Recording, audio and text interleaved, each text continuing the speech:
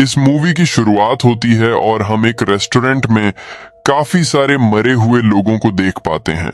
यहाँ पर ऐसा आखिर क्या हुआ कि लोग कैसे मरे, इसी बात को जानने के लिए ये पूरी कहानी एक दिन पास्ट में चली गई। हम इस कहानी के मेन कैरेक्टर नसी को देख पाते हैं जो खेतों में अपना प्रेगनेंसी टेस्ट करती है तो उसे रिजल्ट पॉजिटिव मिला, जिसकी वजह से वह बहुत ही ज्यादा डर जाती है क्योंकि अभी उसकी शादी नहीं हुई थी और यह सब उसने प्लान भी नहीं किया हुआ था। इसी चीज को लेकर टेंशन के साथ नसी अपने डैड के रेस्टोरेंट में जाने लग गई, जहां पर वह खुद एक मैनेजर के तौर पर काम कर रही है। रास्ते में जब उसकी गाड़ी का फ्यूल खत्म हुआ तो बाकी का रास्ता पैदल तय करने का फैसला करती है कि तभी उसी टाइम उसे साइकिलिंग करता हुआ बॉबी नाम का लड़का मिल जाता है जो उसी के रेस्टोरेंट का एक एम्प्लॉय था। ये लड़का नसी को लिफ्ट दिया और ये लोग होटल पहुंच जाते हैं। होटल पहुंचते ही नसी को उसके डैड बताने लग गए कि आज रात में इस होटल को तुम्हें ही संभालना होगा क्योंकि मुझे एक मीटिंग के लिए निकलना है। अपने डैड की बात को सुनकर नसी हाँ में सर हिलाया क्योंकि उसे लगता था कि वह यहाँ के सभी चीजों को बहुत आराम से हैंडल कर सकती थी। उसके डैड ने बताया कि मैंने तुम्हारी मदद के लिए जैक को यहाँ रोक लिया है, लेकिन इस बात को सुनकर नसी को गुस्सा आ गया। जैक उसकी आंखों में गड़ता था, उसे बिल्कुल भी पसंद नहीं था। वो अपने डैड से रिक्वेस्ट करने लग गई कि आप बॉबी को यहाँ रोक लें, लेकिन उसके डैड मना कर देते हैं ये कहते हुए कि मैं अब जैक को पहले ही कह चुका हूँ। जैसे ही नसी अपने डैड के होटल से बाहर आई तो अचानक उसे वोमिटिंग होना शुरू हो गया, इसीलिए वो अपने होटल से बाहर निकल आई थी जहां जैक सिगरेट पीने के लिए आया हुआ था। उसकी ऐसी हालत को देखकर वह समझ चुका था कि नसी प्रेग्नेंट है। वह पूछने लग गया कि क्या यह राज तुम्हारे डैड को पता है, लेकिन नसी बातों का कोई भी जवाब नहीं दिया और इतनी ही देर में जैक के पास उसके डैड भी आ गए, जिन्हें देखकर वह घबरा तो चुकी थी, लेकिन उसके डैड ने उसकी ऐसी हालत को ध्यान ही नहीं दिया। वह तो बस जैक से यह कहने के लिए आए हुए थे कि तुम्हारे पास जो भी कस्टमर आए उसे तुम बस अच्छे से डील करना और इस सब में नसी तुम्हारी मदद करने वाली है। जब नैन्सी से रहा नहीं जाता तो वह अपने डैड से पूछने लग गई कि डैड आपकी ऐसी कौन सी मीटिंग है कि आपको जाना इतना जरूरी हो गया। तब उसके डैड ने जवाब दिया कि जब से तुम्हारी मॉम की डेथ हुई है उसी दिन से मैं काफी अकेला फील करता हूँ, इसीलिए मैंने शादी का फैसला किया और मैं एक लड़की से मिलने के लिए जा रहा हूँ। ये सुनकर नसी की उदासी हद से ज्यादा बढ़ गई। उसे अब अपने किसी दूसरे पर्सन के साथ शेयर करना पड़ेगा। अब नसी और जैक अपने होटल के अंदर आ गए थे। अभी तक तो सब कुछ नॉर्मल हो चुका था, लेकिन तभी अचानक उनके होटल के बाहर जवान लड़कों का एक गैंग आ पड़ा। ये लड़के उनके होटल के बाहर बहुत ही ज्यादा अजीब तरीकों से बदतमीजी कर रहे थे। बाइक्स को रेस देते हुए काफी शोर मचाने लग गए थे और उन्होंने बाहर एक खरगोश को भी मारकर रखा हुआ था। ऐसे माहौल में उनके कस्टमर्स भाग सकते थे। इसी चीज को देखते हुए नैसी को गुस्सा आया और वह बाहर इन्हें यहाँ से भगाने के लिए आई। नैसी उन्हें धमकी देते हुए यहाँ से जाने को कहने लगी, लेकिन ये ढीठ लड़के उसकी बात कहाँ मानने वाले थे और उल्टा उसके पीछे उसी के होटल में आ जाते हैं और मास्क पहनकर उसे ऑर्डर लेने को कहते हैं। नसी को अब काफी गुस्सा आ चुका था। वो इनसे कहती है कि तुम यहाँ से जाते हो या मैं पुलिस को इस बारे में कॉल करके इन्फॉर्म कर दूं। वह लड़के जब अपने जगह से नहीं उठते तो नसी सच में पुलिस को कॉल करने का नाटक करने लग जाती है, जिसकी वजह से वह लड़के वहां से उठ जाते हैं और एक लड़का उसके पास आकर उसे यह कहकर जाता है कि अभी तो हम जा रहे हैं लेकिन वापस जरूर आएंगे। जिस तरह से इन लड़कों ने नसी की बेइज्जती की थी, सभी नसी पर हंस रहे थे और यह देखकर नसी को बहुत ही ज्यादा गुस्सा आ गया। उसने पूरे स्टाफ को बुलाया और सबको बताया कि मैं तुम्हारी मैनेजर हूं और मेरी इज्जत करना तुम्हारा फर्ज है। वो बताती है कि मेरा ऑर्डर मानना तुम्हारी ड्यूटी है क्योंकि मैं यहाँ की ओनर हूँ। जिस पर जैक ने कहा कि यह सब तुम्हारे डैड का है, ना कि तुम्हारा। इसमें तुम्हारा कोई भी किसी भी तरह के क्रेडिट नहीं है। जैक उसे यह भी कहने लग गया कि तुमसे ज्यादा काबिल लोग हम हैं। अब तो नसी का गुस्सा उसके सर पर सवार हो जाता है और वह जैक की इस बदतमीजी पर उसे जॉब से ही निकाल देती है। जैक हैरान हो गया। उसने कहा कि तुम ऐसा नहीं कर सकती, लेकिन नसी ने कहा, अब मैं मैनेजर हूँ और मेरे ही ऑर्डर यहाँ चलेंगे। इतना सुनते ही जैक गुस्से में यहाँ से चला गया। नसी ने यह सब कुछ दरअसल जज्बात में आकर किया हुआ था। उसे समझ नहीं आ रहा था कि उसके साथ हो क्या गया था। वह वॉशरूम में आकर अपना मुंह धोती है और अपने आप को रिलैक्स करने की कोशिश करती है। तभी हम देखते हैं कि वॉशरूम के बाहर बॉबी उसका इंतजार कर रहा था। वह उससे कहता है कि मैं तुम्हारी मदद के लिए आज रात रुक सकता हूँ। तुमने जैक को तो निकाल दिया है, तो रात में तुम्हें यहाँ अकेले रुकना ठीक नहीं। इस बात को लेकर अब नसी को और भी ज्यादा गुस्सा आ जाता है। उसे लगता है कि बॉबी उस पर तरस खा रहा है और उससे दोस्ती करने की कोशिश कर रहा है। वह बॉबी को काफी खड़ी खोटी सुना देती है कि तुम मेरे टाइप के नहीं हो और मुझसे दोस्तियां बढ़ाने के लिए इस तरह मुझे इम्प्रेस करने की जरूरत नहीं। ये बातें सुनकर आज बॉबी भी बहुत ज्यादा हर्ट हुआ था और वह यहीं पर नसी को छोड़कर चला जाता है। कुछ ही देर में पूरे स्टाफ की शिफ्ट भी खत्म हो गई और नसी इस जगह पर अकेली रह जाती है। उसे पूरी रात अकेले ही यहाँ रहना होगा। नसी पहले यहाँ की सफाई करती है और उसके बाद कस्टमर ना आने पर अपने डैड से कॉल पर बात करने लग जाती है। कॉल पर उसने अपने डैड को बताया कि वह जैक को बाहर कर चुकी है। उसके डैड भी हैरान हो गए। तब नसी उनसे कहने लग गई कि वह मेरी बिल्कुल भी रिस्पेक्ट नहीं कर रहा था और उसने सबके सामने मेरी बेइज्जती की। आखिर मैं क्या करती। उसके डैड अब काफी परेशानी में आ चुके थे क्योंकि नसी पूरी रात अकेले रहने वाली थी। वह उसे पूरी रात अलर्ट रहने को कहते हैं और कोई भी प्रॉब्लम होने पर इन्हें कॉल करने को कहते हैं। नसी को तो किसी भी चीज का डर नहीं था। उसने म्यूजिक प्ले किया और एंजॉय करते हुए यहाँ पर दोबारा से काम करना शुरू कर दिया। लेकिन यह एंजॉयमेंट तब तक ही चलने वाला था जब तक उसने अपने होटल के बाहर उसी गैंग को नहीं देखा जो आज दोपहर में आया हुआ था। उन्हें देखते ही वह काफी गुस्से में आ गई और उसने स्पीकर में उनसे कहा कि तुम लोग यहाँ से चले जाओ, अगर नहीं गए तो मैं पुलिस को बुला लूंगी। ये कहते ही उसने नोटिस किया कि उसके होटल के सारे दरवाजे और विंडोज खुले पड़े थे। यहाँ पुलिस को आने में देर भी लग सकती थी और अगर यह लोग उसे नुकसान पहुंचाने लग गए तो टाइम नहीं लगेगा। यही सब सोचते हुए उसने सारे खिड़कियां, दरवाजे बंद करना शुरू कर दिए। ये सब बंद करने के बाद वह जल्दी से पुलिस को कॉल करके बताने लग गई कि बाहर बाइकर्स का एक गैंग है जो मुझे यहाँ तंग कर रहा है। पुलिस वाले उसकी मदद के लिए एक इंस्पेक्टर भेजने की बात करते हैं। फोन रखते ही उसे अपने होटल के चारों तरफ से दरवाजे पर पीटने की आवाजें आने लग चुकी थीं। वह संगीत डर गई थी। वो एक काउंटर के नीचे छुप गई। काफी टाइम तक नॉक होने के बाद अचानक वो नॉक होना बंद हो गई। नसी को थोड़ा सुकून तो मिला था, लेकिन एकदम अचानक से दोबारा से किसी ने उसके दरवाजे पर नॉक किया। वह काफी डर चुकी थी। वह चुपके से उठकर दरवाजे पर देखा तो बाहर शेरफ यानी पुलिस ऑफिसर आए हुए थे, जिसके लिए जाकर उसने फौरन से दरवाजा खोल दिया। यहाँ पर आते ही ऑफिसर उसे कहते हैं कि मुझे इस जगह की पूरी जांच करनी होगी। वह इस जगह की तलाशी काफी जोरों से लेने लग जाते हैं, लेकिन नसी के अलावा यहाँ उन्हें कोई नहीं मिलता। यही नहीं बल्कि उन्हें होटल के बाहर भी कोई नजर नहीं आता।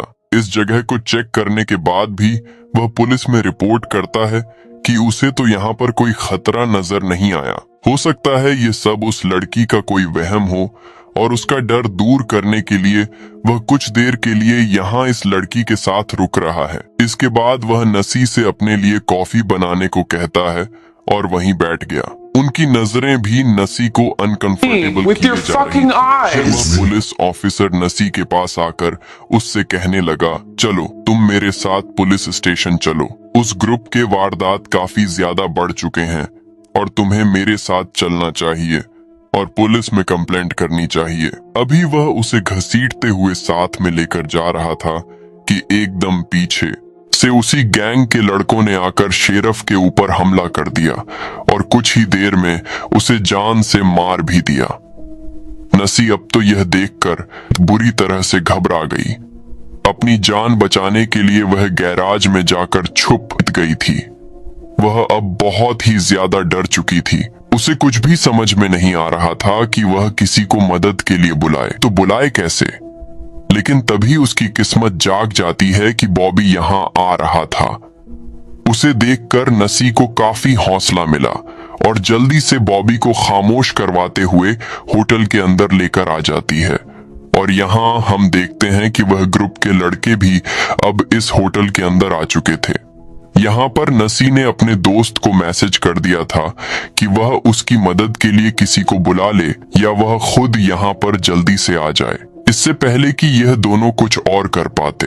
वह गैंग इन दोनों को आकर पकड़ लेता है और उन्हें अपने कब्जे में ले लेता है। नसी के सामने अपनी गाड़ी की चाबी भी थी, लेकिन हाथ बंधे होने की वजह से वह उठा नहीं सकती थी। अब एक आदमी नसी के मुंह और हाथों पर टेप लगाकर उसे एक कमरे में बंद कर देता है, जहां नसी अपने हाथों को छुड़वाने में कामयाब हो जाती है। वह बहुत ज्यादा डरी हुई थी। उस आदमी से अपनी जान बचाने के लिए वह अपने पास मौजूद एक नाइफ उठाकर जोर से उसके अंदर स्टेप कर देती है, जिससे वह लड़का वहीं पर अपना दम तोड़ देता है। और नसी जब उसका मास्क हटाकर देखती है तो यह देखकर दंग रह गई कि यह कोई और नहीं बल्कि उसी के होटल का अपना एम्प्लॉय पीटी था। थोड़ा ही देर में वह देखती है कि बॉबी भी खुले हाथों के साथ यहाँ इस रूम में आ रहा था। वह समझ चुकी थी कि बॉबी भी इन्हीं लोगों के साथ मिला हुआ है और यह लोग इस टाइम पहले वाला गैंग नहीं है, बल्कि उसके होटल में काम करने वाले ही वर्कर्स हैं जो उससे बदला लेने के लिए आए हैं। बॉबी जो उसका दोस्त था वह भी इन लोगों के साथ मिल गया था, क्योंकि आज उसने बॉबी की भी काफी ज्यादा ही बेइज्जती की थी। अब ये लोग यहाँ आखिर कर क्या रहे थे, यही जानने के लिए सीन्स को शिफ्ट करके फ्लैशबैक में ले जाया गया, जहां हमें जैक को दिखाया जाता है जो अपनी नौकरी जाने से बहुत ही ज्यादा गुस्से में था। वह किसी कीमत पर अपना नैसी से बदला लेना चाहता था। वह सारे कलीग्स को घर ड्रॉप किया, जिसके बाद वह पीटी को लेकर उन यंगस्टर्स के ग्रुप के पास चला जाता है जो आज दोपहर में होटल के बाहर आए हुए थे।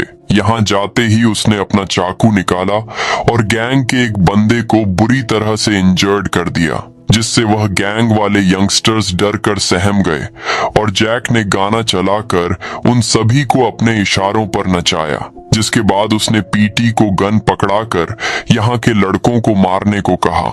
लेकिन पीटी ये काम नहीं कर पाया तो लड़कों को भागने का मौका मिल गया, जिसके बाद जैक ने पीटी से शाम को रेस्टोरेंट में मिलने को कहा। लड़कों को यहाँ से भाग जाने के बाद वह लड़कों के मास्क और कपड़े लेकर यहाँ से निकल आता है और रात में अपने बाकी के कलीग्स से मिलता है। वह उन सभी से कहता है कि मैं जानता हूँ कि नसी ने तुम सभी को हर्ट किया है। वह बहुत बुरी मैनेजर है। अगर तुम उससे बदला लेना चाहते हो तो मेरा साथ दे सकते हो। सभी के अंदर नसी के लिए गुस्सा था, इसीलिए सभी अब उसका साथ देने के लिए मान जाते हैं। यानी यह सारा प्लान इस टाइम जो हो रहा था उसके पीछे मास्टरमाइंड जैक ही था। बॉबी जैक के प्लान में इसलिए शामिल हुआ था क्योंकि उसे लग रहा था कि जैक ज्यादा से ज्यादा वो नसी को डरा धमका कर छोड़ देगा, उसे कोई नुकसान नहीं पहुंचाएगा। पहले यह लोग नसी को डराने लग गए और जब नसी ने सच में पुलिस ऑफिसर को कॉल कर दी थी तो पहले यह लोग छुप गए और फिर अपने आप को बचाने के लिए इन्होंने ही मिलकर इस पुलिस ऑफिसर को मार डाला। ये देखते ही बॉबी जैक के प्लान से बाहर हो गया और उसने अपना मास्क उतारा, जो सीधा नसी की मदद के लिए चला गया, क्योंकि उसे कहीं ना कहीं नसी से हमदर्दी थी। उसे नसी पसंद थी।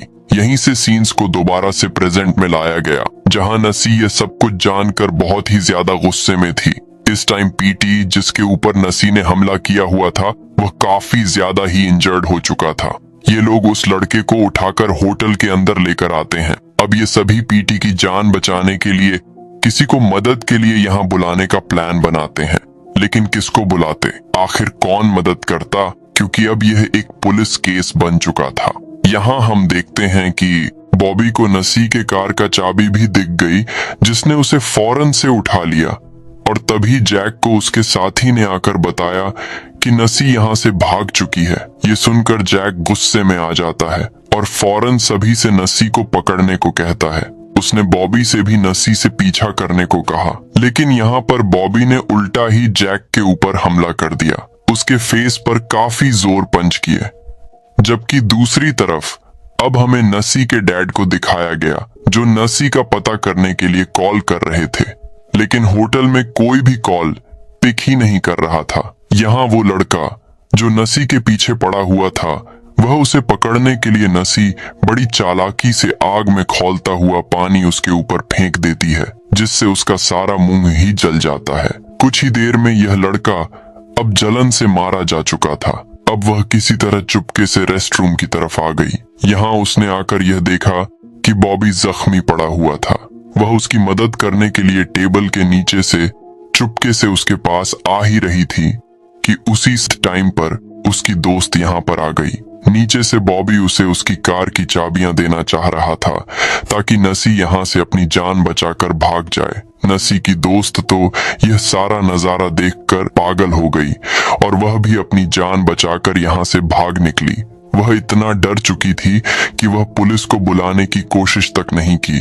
नसी को अपने कार की चाबियां मिल चुकी थीं। मौका पाते ही जैक के नजरों से बचते हुए वो होटल के दरवाजे से बाहर भागने की कोशिश की, लेकिन तभी पीछे से जैक ने भागते हुए उसे पकड़ लिया। वह उसके बालों से उसे पकड़ते हुए उसके बैग में स्टैप कर देता है और फिर उसके बॉडी को भी होटल के अंदर लेकर आता है। जैक को लग रहा था कि अब सारे लोग मर चुके हैं और वही जिंदा है। वो यहाँ आकर अपने सारे कपड़े उतारे और फौरन से पुलिस को इन्फॉर्म कर देता है, ये जाहिर करने के लिए कि यह सब उसने अभी अभी देखा है, जो इस सब में शामिल ही नहीं था। उसने सोचा था कि ऐसा करके वह शहर छोड़कर चला जाएगा, एक नई जिंदगी फिर से शुरू कर देगा, लेकिन कहानी में ऐसी ट्विस्ट आएगी उसे खुद भी नहीं पता था। दरअसल नसी अभी जिंदा थी। अपने पेट से हिम्मत करके चाकू निकाल देती है और अपने आप को घसीटते हुए बॉबी के पास लेकर जाती है, जो अब बॉबी मर चुका था। बॉबी के लाश को देखकर वो बहुत ही ज्यादा रोई, क्योंकि बॉबी ही तो था जिसकी बहुत केयर किया करता था। नसी के दिल में अब बदले की आग आ चुकी थी। उसने हिम्मत की और जाकर अपने गाड़ी में बैठ गई और ड्राइव करते हुए जैक के घर तक भी पहुंच गई। उसने जैक का दरवाजा नॉक किया। इस टाइम जैक को भी अपने घर किसी के आने की उम्मीद नहीं थी। उसने दरवाजा खोलकर देखा तो वहां से नसी उसके पीछे आ चुकी थी और नसी बिना वक्त गवाए अपने हाथ में पकड़ा हुआ चाकू उसके गर्दन में स्टैब करते हुए उसे मार देती है। उसने अपना बदला ले लिया। उसके शरीर में अब हिम्मत काफी कम रह गई थी, क्योंकि ब्लीडिंग बहुत ही ज्यादा हो रहा था। वह अपने आप को घसीटते हुए कुछ दूर तो गई, लेकिन वहीं पर बेचारी गिर गई। इस टाइम पर उसे अपनी मॉम याद आ रही थी। अचानक उसके करीब एक कार रुकती है, जिसमें से उसके डैड उसके पास आते हैं, क्योंकि उन्होंने करीब ही नसी की कार को देख ली थी, इसीलिए वह यहाँ आए थे। अपनी बेटी की हालत को देखकर काफी परेशान हो गए और कहने लगे, हिम्मत रखो, मैं तुम्हें डॉक्टर के पास लेकर जाऊंगा, तुम्हें कुछ नहीं होगा। लेकिन नसी यहाँ उन्हें रिलैक्स करती है और उन्हें सच्चाई बताती है कि मैं प्रेग्नेंट हूँ, और बस यही बताते हुए ये कहानी यहीं पर खत्म हो जाती है।